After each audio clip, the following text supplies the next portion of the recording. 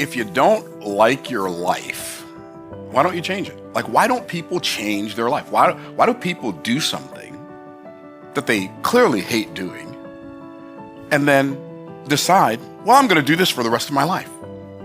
The first job I got when I was in college, and I needed a job bad because I didn't have enough. My car was broken down. I had this apartment. I had to pay rent. I'm like on my own. I'm 900 miles from my parents.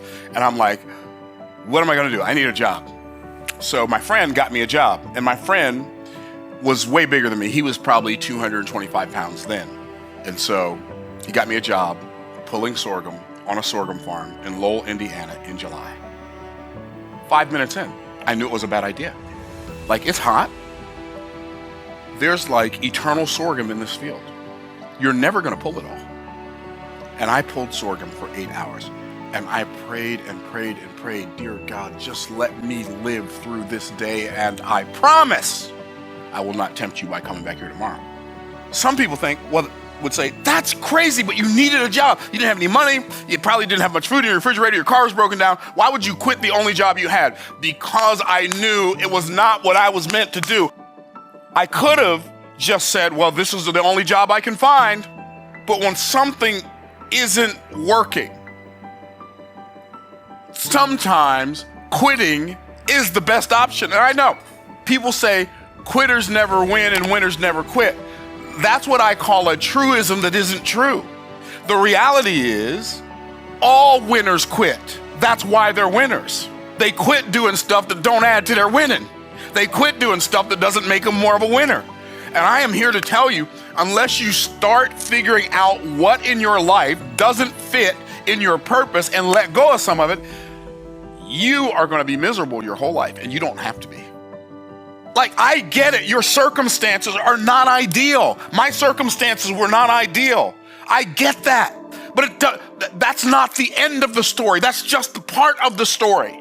Do you realize that if you didn't have haters, you couldn't have elevators, and you couldn't have celebrators? The reason we call it a championship is because you have a formidable foe. The reason we call it a championship is because you have somebody opposing you and opposing your objectives that's equally or more equipped than you are. They're equally equipped to stop you from achieving that objective. We want to get to the top without the crawling through the glass at the bottom. But the difficulty at the bottom is the thing that makes us strong enough to stay there when we get to the top. This is the thing that's letting me know I can't stay here for the rest of my life. Why is it that some people, their lives change? Because some people care enough to change their lives.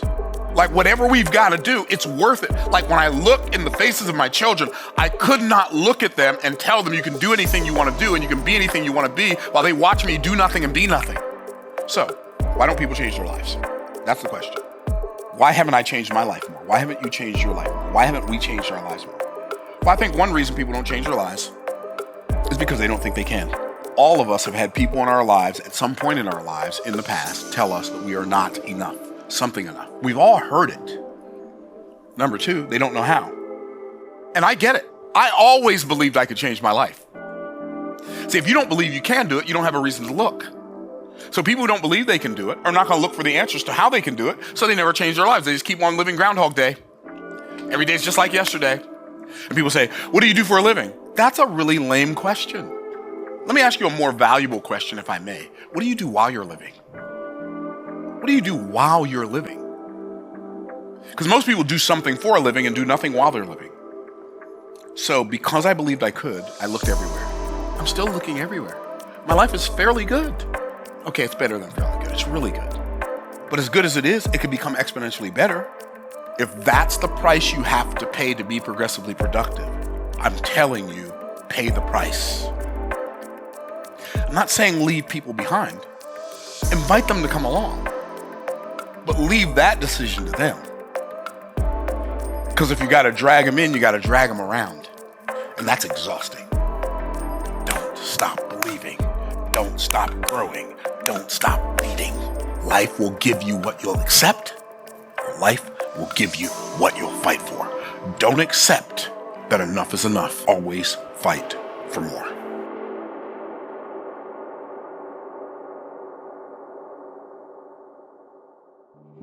you.